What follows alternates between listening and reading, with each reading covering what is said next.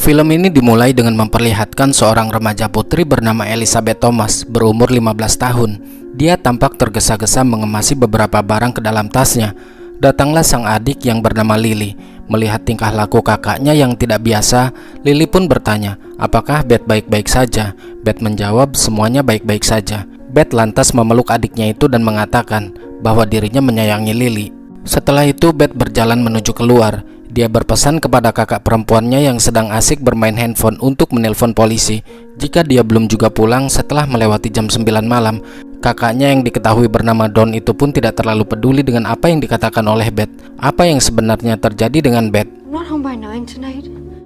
Lalu kita akan diajak flashback ke 6 bulan sebelumnya.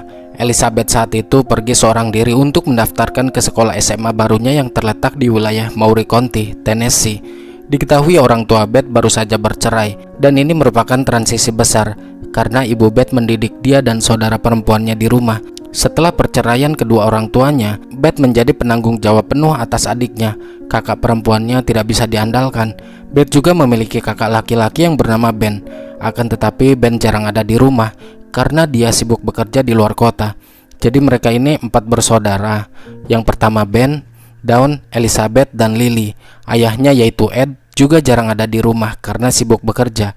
Meskipun demikian, sang ayah memiliki hak asuh penuh terhadap mereka. Maksud dari ibunya mengajari dia dan saudaranya di rumah, yaitu jadi selama ini mereka tidak disekolahkan di tempat umum, melainkan dimasukkan ke homeschooling.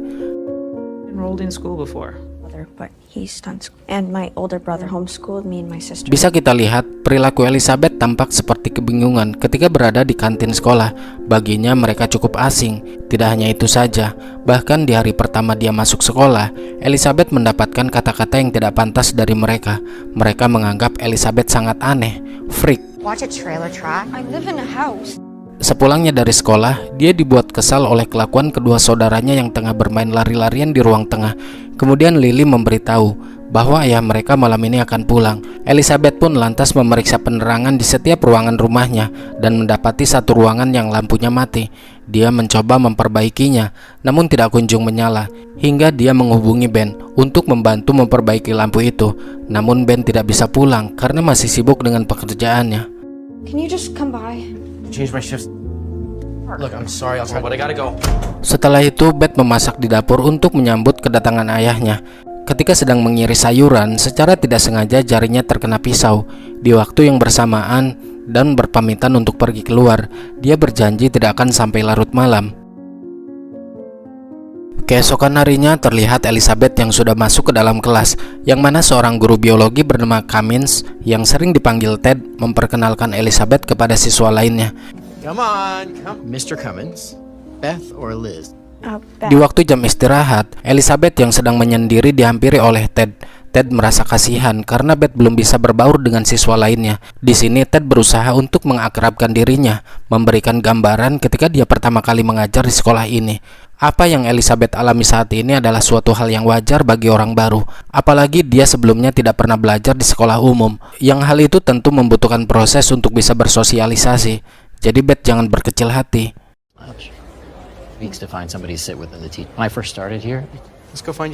Kemudian Ted mengajak Elizabeth pergi ke kantin untuk makan siang. Saat berada di kantin, Ted menunjukkan beberapa kumpulan siswa yang sebaiknya ia bergabung bersama mereka karena mereka orangnya baik-baik.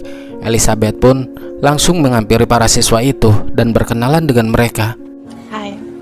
That's Brandy and that's Rachel. Di waktu jam pulang, Elizabeth ketinggalan bis antarjemputnya. Datanglah Ted dari arah belakang. Ted mengingatkan agar Elizabeth bisa mengatur waktu agar dia tidak ketinggalan bis lagi. Dia bertanya, apakah tidak ada orang di rumah yang bisa Beth hubungi untuk menjemputnya? Beth menjawab tidak ada. Ayahnya sibuk bekerja, sementara adiknya belum bisa karena tidak lulus tes mengemudi. Tidak ada yang bisa Ted lakukan. Karena merasa kasihan, dia pun lantas menawari tumpangan kepada Beth. Nobody you can call to pick you up? It's not a big deal. I was working and my sister... Di dalam mobil, Ted menunjukkan foto istri dan anaknya. Secara tidak sengaja, dia melihat salah satu jari Elizabeth yang terluka akibat memotong sayuran kemarin. Ted menepikan mobilnya sejenak untuk mengambil kotak P3K dan mengobati lukanya. Ted mengungkapkan keprihatinannya atas apa yang menimpa kepada keluarga Beth tentang perceraian kedua orang tuanya. Do it, Beth. See you tomorrow. Keesokan harinya ketika berada di sekolah, Tim berlari menghampiri Elizabeth berniat mengajaknya untuk makan di kelas bersama yang lain. Dengan senang hati, Beth pun menerima tawaran Tim. Ternyata di sana sudah ada guru Ted. Ted yang merasa kasihan karena Beth hanya membawa roti, dia pun langsung memberikan makanannya kepada Beth. Tentu saja perhatian yang selama ini Ted berikan kepadanya membuat Beth kagum.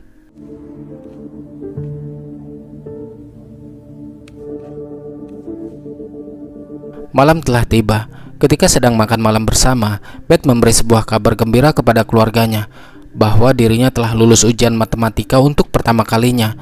Namun respon sang ayah biasa saja, ditambah dengan sikap Dawn yang selalu sibuk bermain dengan ponselnya. Beth yang merasa kesal lalu bertanya kepada Dawn, "Siapa yang sedang kamu kirimin pesan? Apakah itu laki-laki?" Dan menjawab, "Bukan siapa-siapa, hanya teman baruku." Di sini sang ayah menegaskan bahwa mereka tidak boleh membawa laki-laki ke rumah ini. Setelah mendapat teguran dari ayahnya, Dan tampak kesal kepada Beth dan meliriknya dengan tatapan tajam.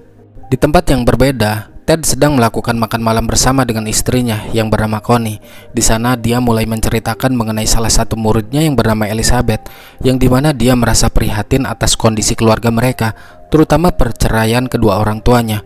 Elizabeth diberi tanggung jawab penuh untuk menjaga adiknya serta mengurus pekerjaan rumah, sementara dia memiliki kakak perempuan yang tidak bisa diandalkan, sehingga Beth tidak mendapat perhatian dan kasih sayang dari ayahnya.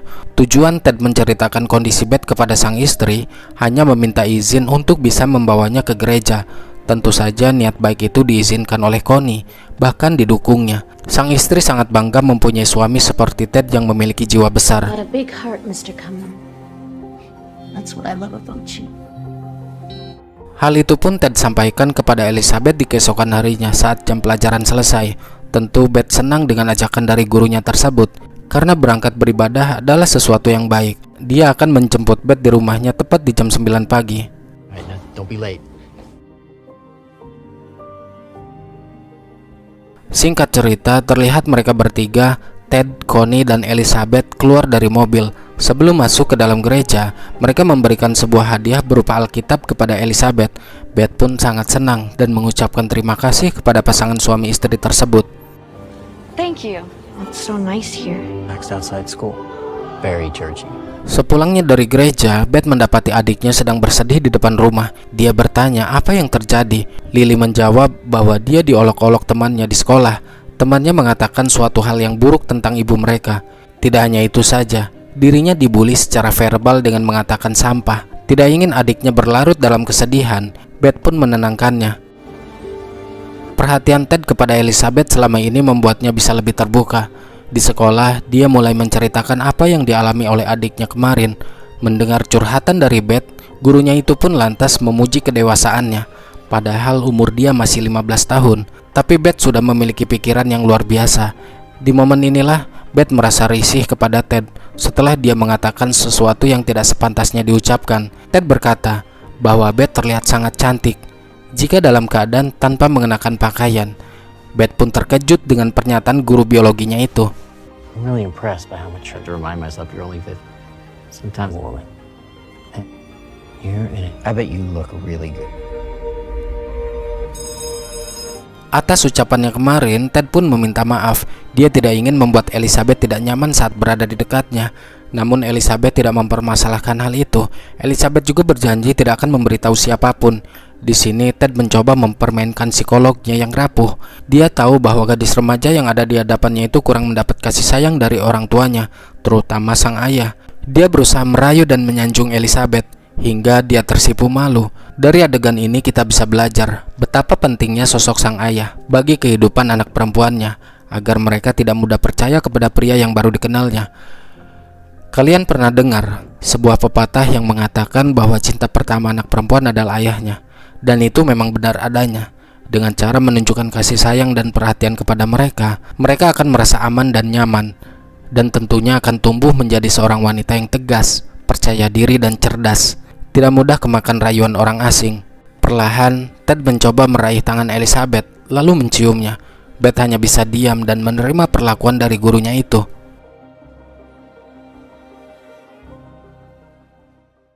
Di keesokan harinya, ketika Beth sedang menyiapkan roti untuk bekal di sekolah, sang ayah menghampirinya.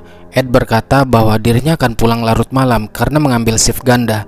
Elizabeth lantas meminta izin untuk mengambil pekerjaan sampingan di sebuah toko burger agar dia bisa meringankan beban sang ayah. Tujuan dia ikut membantu mencari uang sampingan supaya sang ayah memiliki banyak waktu dengannya dan tidak terus-terusan pulang sampai larut malam. Sang ayah awalnya melarang, tapi setelah Beth memaksa, akhirnya dia mengizinkan, tapi dengan syarat tidak mengganggu jam sekolah. What about school? It'd be nice to have you around. I can handle it. Jobs after school. Okay, sure, if it's not too much. Elizabeth mulai mencari lowongan pekerjaan di sebuah internet. Dia juga menceritakan tentang niatnya itu kepada tim. Secara tidak sengaja, Ted mendengar percakapan mereka berdua. Ted lantas menawarkan pekerjaan kepada Elizabeth di kafe milik temannya. Lagi-lagi Beth tidak bisa menolak tawaran dari gurunya tersebut karena memang dia sedang membutuhkannya. Cambridge, I'll give her a call. Singkat cerita, Beth pun akhirnya diterima bekerja paruh waktu di kafe milik teman Ted setelah dia diinterview. This afternoon and vouch. Tad called my dad. You start tomorrow? Thank you. Beth berterima kasih kepada gurunya itu karena berkat bantuan darinya, dia bisa diterima bekerja. Ted kemudian menyuruh Beth untuk menemuinya di ruangan kelas karena ada sesuatu yang ingin dia berikan. Come by lunch, I got something for you. Yang ternyata Ted memberikan hadiah kalung emas dan memakaikannya. Gak mungkin dong, dia memberikan secara cuma-cuma. Pasti ada niat terselubung di dalamnya. Dan benar saja, setelah itu Ted menunjukkan sebuah ruangan yang biasa ia gunakan untuk tidur di jam istirahat. Dan ya, inilah kali pertama Elizabeth melakukan HB dengan gurunya tersebut. Malam telah tiba. Elizabeth yang baru saja sampai di rumah dikejutkan dengan kedatangan Ben, kakak laki-lakinya. Dari percakapan mereka berdua, bisa kita simpulkan bahwa Ben sangat menyayangi adik-adiknya dan dia merupakan kakak yang bertanggung jawab. Hal itu dibuktikan dengan cara dia membantu ayahnya bekerja agar adik-adiknya bisa tetap sekolah. Di sini Ben berpesan, meskipun Elizabeth memiliki pekerjaan sampingan, tapi ingat, jangan sampai sekolahnya berantakan. Just don't fall behind in school, okay? Make up for the time I want you to have fun in high school. Hari-hari pun terus berlalu. Kini hubungan antara guru dan murid itu semakin tidak wajar. Mereka sering menghabiskan waktu berduaan di jam istirahat untuk melakukan hal-hal yang tidak sepantasnya. Dan anehnya, Elizabeth tidak bisa menolak ajakan dari Ted karena yaitu tadi, Ted selalu memperlakukannya dengan istimewa. Mereka keluar dari ruangan itu dalam keadaan berantakan. Di sana Ted meminta nomor ponselnya agar mereka berdua bisa lebih lancar berkomunikasi. Dia berpesan jangan pernah menceritakan hubungan ini kepada siapapun, sebab jika sampai tersebar, maka Elizabeth akan dikeluarkan dari sekolah ini, serta hubungan mereka berdua akan hancur berantakan, mengingat tidak ada lagi orang yang peduli selain dirinya, ucap Ted. Nobody cares about you as much as I do. Sebelum meninggalkan ruangan kelas, lagi-lagi Ted melakukan sesuatu yang tidak sepantasnya. Namun hari apes tidak ada di dalam kalender pun kini terjadi. Secara tidak sengaja salah satu siswa melihat kejadian itu. Keesokan harinya, ketika Beth sampai di sekolah, dia dihadang oleh pihak yang berwajib. Sang detektif ingin mengajukan beberapa pertanyaan mengenai laporan dari salah satu siswa yang melihat kejadian kemarin. Ia meminta perwakilan dari keluarga Beth untuk datang ke kantor polisi. Didampingi oleh sang kakak, mereka bertanya, apakah benar Beth melakukan tindakan yang dituduhkan. Sang kakak sontak terkejut mendengar pernyataan dari sang detektif. What? Di ruangan yang berbeda, guru Ted juga diinterogasi mengenai hal tersebut.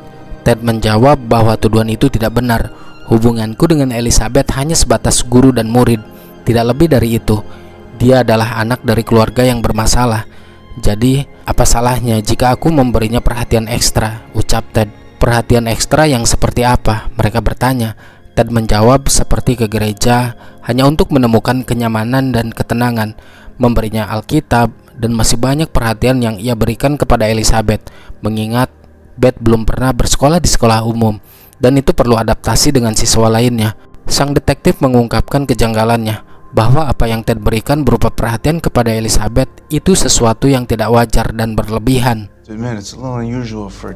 Next to my wife, various things. Do you think I'm comfort in God is unusual? You take a troubled kid to find... Seakan saling menutupi satu sama lain, Beth berkata bahwa gurunya itu sangat baik kepadanya.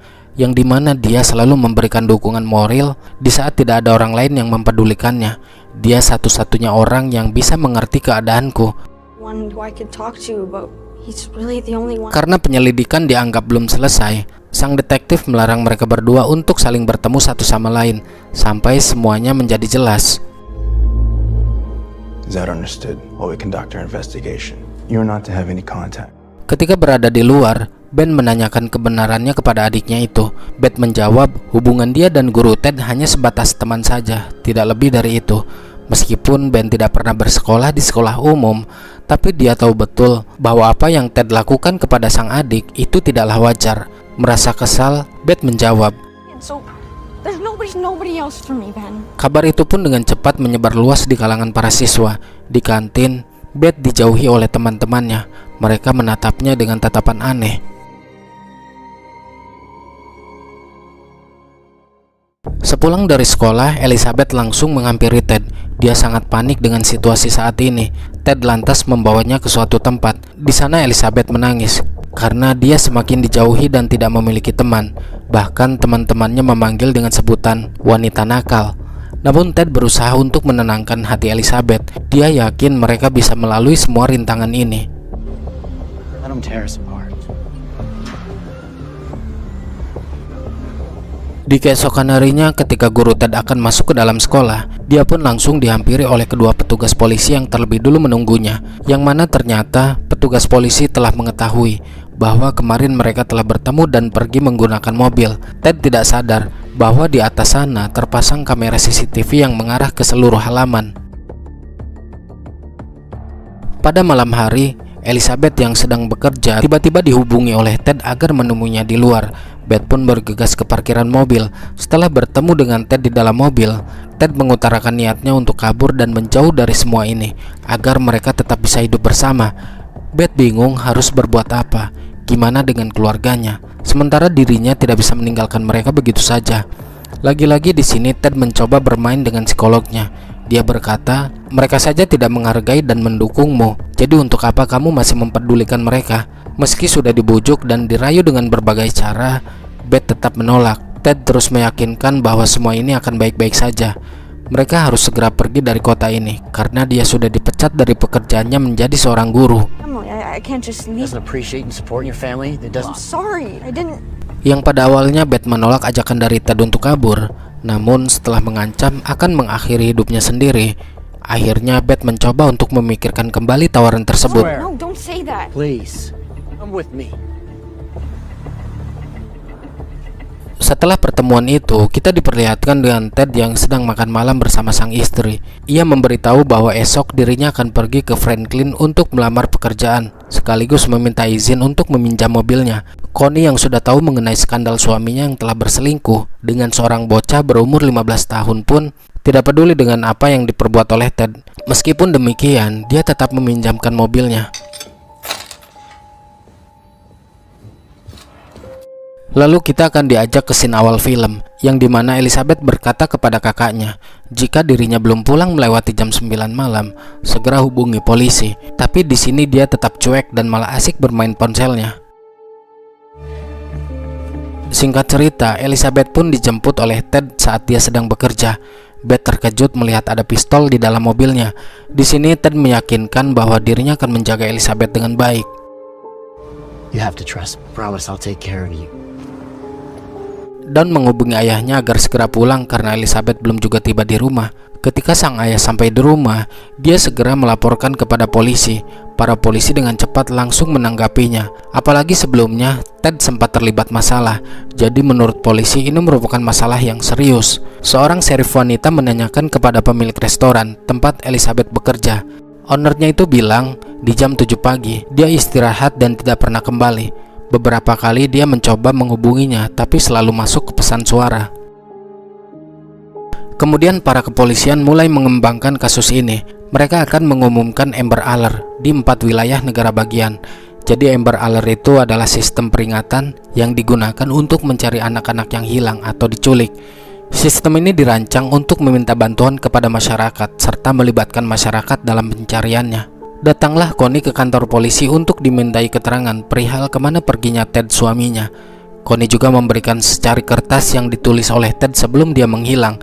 Ted sempat mengatakan kepada sang istri bahwa dirinya akan pergi ke Washington DC atau ke pantai Virginia untuk menenangkan pikiran. Dia membawa semua tabungan Connie, meski jumlahnya tidak banyak. Dia juga mengatakan kemungkinan besar sang suami pergi membawa senjata api, karena di rumahnya senjata api itu telah menghilang. Menurutnya, Ted tidak akan menyakiti Elizabeth. Dia tahu betul suaminya seperti apa, karena dia hidup dengan Ted sudah 31 tahun. A handgun. He cleaned out our safe just to switch cars with me. Wasn't. Setelah itu mereka mengadakan rapat darurat yang dipimpin langsung oleh seorang agen FBI yang bernama Hammer. Menurut catatan yang ditinggalkan, menyiratkan bahwa mereka sedang menuju utara dan timur, yaitu ke Virginia atau mungkin ke Washington DC. Para polisi mencoba untuk memanggil catatan ponsel mereka, tapi mereka berdua sudah offline sejak kemarin. Pihak FBI mengatakan bahwa Ted cukup pintar untuk tidak menggunakan kartu kredit, dan ada kemungkinan jika mereka telah membuang ponselnya di suatu tempat guna menghindari pelacakan. Jadi ini akan lumayan menyulitkan bagi pihak kepolisian. Jalan satu-satunya yaitu tadi, dengan cara memberi peringatan Amber Alert agar seluruh masyarakat negara bagian ikut memantau pergerakan mereka berdua. Mereka menganggap kasus ini adalah kasus penculikan yang dilakukan oleh guru kepada muridnya. He's smart enough not to use credit card. So we're setting up a tip line. State and everyone around. Sementara di sisi lain, terlihat mereka berdua sedang mengganti plat nomor mobilnya. Dengan bangganya, Ted menyebut mereka berdua seperti pasangan kriminal, yaitu Bonnie and Clyde versi modern. Setelah mengganti plat nomor mobil, mereka melanjutkan perjalanan hingga sampailah di suatu tempat dan check-in di sebuah motel. Si resepsionis yang melayani mereka tampak curiga. Dia memandangi Beth yang terus menunduk ke bawah. Ted segera mengalihkan perhatian pria tersebut dengan bertanya mengenai supermarket yang ada di dekat sana. Ketika berada di dalam kamar motel, Ted segera mencukur janggut dan mengubah penampilan Beth dengan menggunakan kacamata. Terlihat dari raut wajah Beth seperti masih kebingungan dengan apa yang ia lakukan sekarang. Tapi Ted selalu meyakinkan dan mengikis keyakinan Beth dengan kata-kata manisnya. Pada keesokan harinya, jejak mereka berhasil diketahui oleh polisi di saat mobil yang dikendarai oleh Ted sedang mengisi bahan bakar di wilayah Oklahoma. Jadi benar dugaan Hammer jika mereka menuju ke barat yang kemungkinan ke arah pantai. Lalu di malam hari, berita di televisi menyiarkan tentang penculikan terhadap seorang gadis remaja berusia 15 tahun yang dilakukan oleh seorang pria bernama Ted Cummins, yang tidak lain adalah gurunya sendiri. Di sana juga terlihat Connie yang memberi pesan kepada suaminya agar menyerahkan diri dan mengembalikan Elizabeth kepada keluarganya atau mengantarkannya ke tempat yang aman. Ini semua demi kebaikan suaminya itu, karena dia tidak akan bisa bersembunyi selamanya. Meskipun berita tersebut sudah tersebar di mana-mana, namun Ted tidak menunjukkan rasa penyesalan. Di sini Elizabeth mulai panik. Dia berusaha membujuk Ted untuk memberi kabar kepada keluarganya agar mereka tidak terlalu khawatir dengan keadaannya saat ini. Akan tetapi Ted melarang untuk menghubungi siapapun, karena bisa saja kita berdua masuk penjara. Go somewhere where they can't find. I'm not gonna let. We both go to jail. Separate us. Dirasa tidak aman lagi, esok harinya mereka berdua pergi melewati jalur laut menggunakan perahu kayak. Namun aksinya itu langsung dicegah oleh petugas pantai dengan alasan karena hari ini cuaca kurang mendukung bagi para pengunjung untuk berkayak. Tapi peringatan dari petugas pantai itu tidak dia hiraukan dan tetap pada pendiriannya hingga seseorang menghubungi si petugas pantai dan Ted yang mulai paranoid kemudian bersiap untuk mengeluarkan pistolnya. Dia mengira pria tersebut tahu yang sebenarnya terjadi dengan mereka, tapi ternyata pria itu dapat info dari BMKG bahwa hari ini badai akan datang, sehingga dia dengan tegas tidak mengizinkan siapapun untuk berkayak. Rencana untuk berkayak ke Meksiko pun dinyatakan gagal. Jadi selanjutnya mereka menuju ke sebuah komuni. Very kind of you. Tapi di pertengahan jalan, Ted sempat meminta bantuan kepada seorang pria yang ia temui. Pasalnya dia tidak memiliki uang lagi untuk mengisi bahan bakar. Ia beralasan bahwa dompetnya terjatuh di negara bagian, sementara di dalamnya ada uang cash dan kartu kredit. Pria itu turut prihatin dengan musibah yang dialami oleh mereka, sehingga dia memberikan sedikit uang untuk bekal mereka selama dalam perjalanan nanti. Kebaikan pria tersebut tidak hanya sampai di situ saja. Dia telah memberikan izin agar mereka berdua berkemah di tempat ia bekerja, karena hari itu sudah mulai gelap.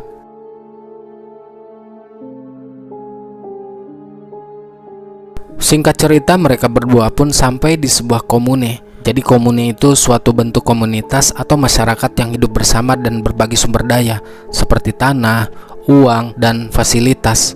Nah, tujuan Ted ke sana karena kehabisan uang dan ingin memanfaatkan fasilitas yang ada di komunitas tersebut. Kepala komunitas itu mengatakan bahwa mereka berdua diterima di sana selama berkontribusi.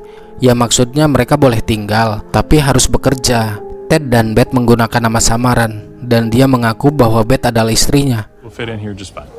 Thanks. Sisi lain, Ben tidak yakin bahwa adiknya pergi bersama Ted dengan sukarela. Secara dia baru berumur 15 tahun, kecuali jika pikirannya dipengaruhi oleh Ted. Dia tahu betul gimana karakter adik perempuannya itu. Dia berharap Ted meninggalkan Elizabeth di tempat yang aman, agar bisa bertemu kembali dengan orang-orang yang menyayanginya. I just want him to be united with the people who love her safe so she can be reunited. 10 hari kemudian, mereka berdua diusir dari perkebunan karena selama berada di sana, kerjaan Ted hanya makan tidur saja. Tidak seperti anggota lain yang mau berkebun dan bercocok tanam. Mereka malah menghabiskan persediaan makanan anggota lainnya saja. Ted kembali mendatangi pria yang pernah memberinya uang. Di sana dia meminta tolong untuk bisa tinggal di perkemahan ini selama beberapa hari saja. Awalnya pria tersebut keberatan karena mereka tidak memiliki uang untuk menyewa perkemahan ini. Dia takut jika sampai bosnya tahu, maka akan dipecat dari pekerjaannya. Namun setelah memohon dengan alasan tidak memiliki siapa-siapa lagi, akhirnya pria itu merasa iba dan mengizinkan mereka untuk tinggal dalam beberapa hari. Tapi di sebuah kabin yang sudah lama tidak digunakan. Ted berterima kasih karena lagi-lagi dia mau membantunya. Sesampainya di dalam kabin yang sangat kotor itu, Ted memaksa Elizabeth untuk melakukan HB layaknya pasangan suami istri. Meski Beth sempat menolak beberapa kali, tapi Ted terus memaksa dan merayunya. Hingga akhirnya terjadilah proses perkembangbiakan.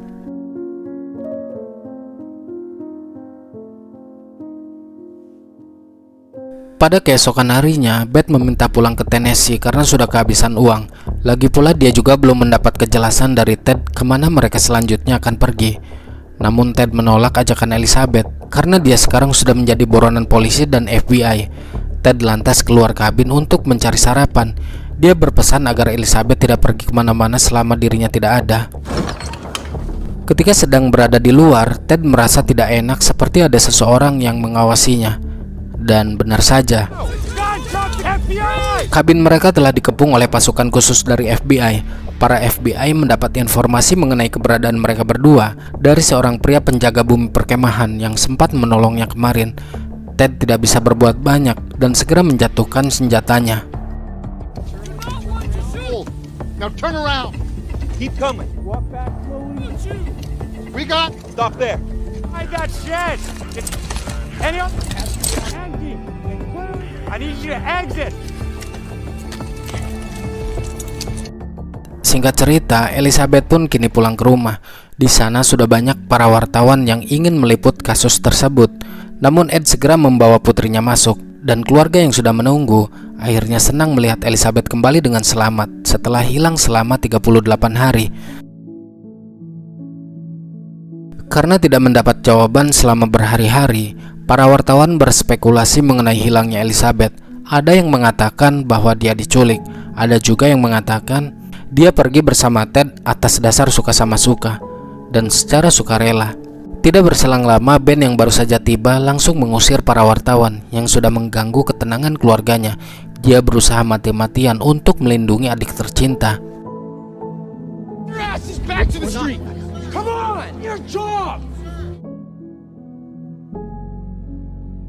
Ketika berada di dalam rumah, Ben dibuat kesal oleh para wartawan yang telah membuat berita bohong tentang adiknya.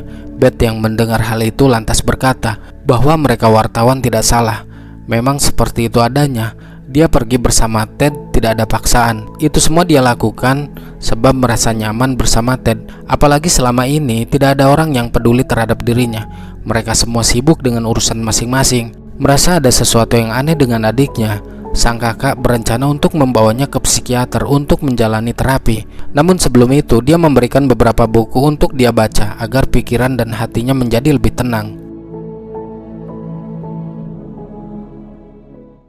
Setelah bertemu dengan sang psikiater, Elizabeth mulai menceritakan seluruh unek-uneknya dan menceritakan pengalamannya bersama Ted yang bisa dikatakan cukup berat.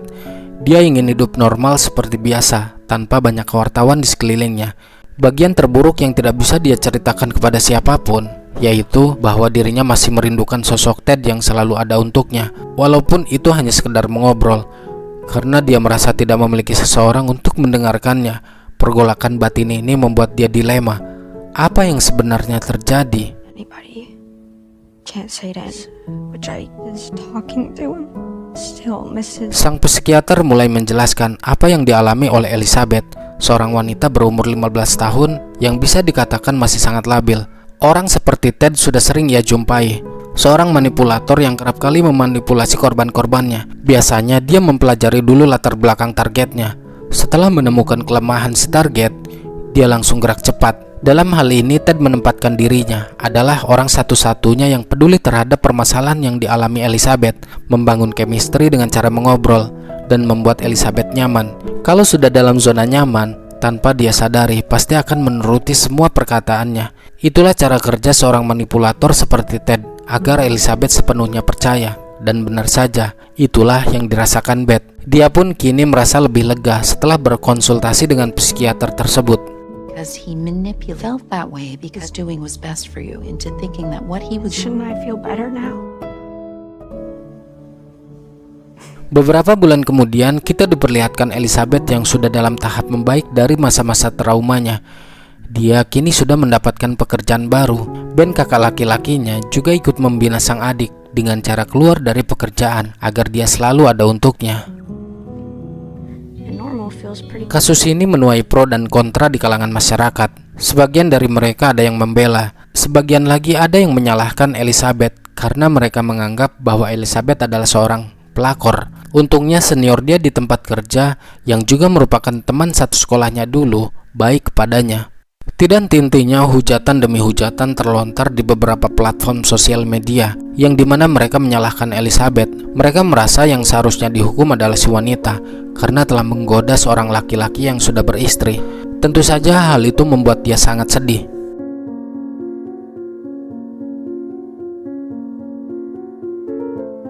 Ditemani oleh kakaknya, kemudian mereka bertemu dengan seorang jaksa penuntut utama dalam kasus ini yang bernama Sally. Sally mengatakan bahwa Ted telah mengaku bersalah atas 2 dakwaan. Dakwaan pertama, membawa anak di bawah umur melintasi negara bagian dengan maksud tertentu. Dan yang kedua, yaitu pemusnahan barang bukti dengan cara membuang handphone mereka ke sungai. Singkat cerita, pada bulan Januari tahun 2019, persidangan pun dilakukan. Sebelum masuk ke ruang sidang, Ben menguatkan sang adik. Di sana, Sally sebagai pihak pembela mempersilahkan Elizabeth untuk menyampaikan suatu pernyataan. Di sela-sela membaca, dia tak kuasa melanjutkannya karena diliputi rasa emosi. Dengan sigap, Sally mengambil alih dan membacakannya. Inti pernyataan tertulis yang dibuat oleh Beth, bahwa Ted telah berhasil memanipulasi dirinya, merayu dan membuatnya nyaman, sehingga tanpa Beth sadari, dia berhasil masuk ke perangkapnya. Tiba-tiba Elizabeth menghentikan Sally dari membaca, dan dia sendirilah yang akan melanjutkannya. Kali ini dia melawan rasa takut itu dengan penuh rasa percaya diri, bahkan tanpa melihat sebuah catatan. Then you convinced me I was improving to myself by peace. Hurt me anymore. Sick, disgusted. Cummings is a... Atas apa yang Ted lakukan kepada Elizabeth, akhirnya hakim memutuskan bahwa dia dihukum selama 20 tahun penjara. Akhir kisah dijelaskan, Elizabeth Thomas menikah pada bulan Juni 2019 atas tindakan seorang pria yang usianya 3 kali lebih tua darinya. Dan inilah foto-foto asli mereka.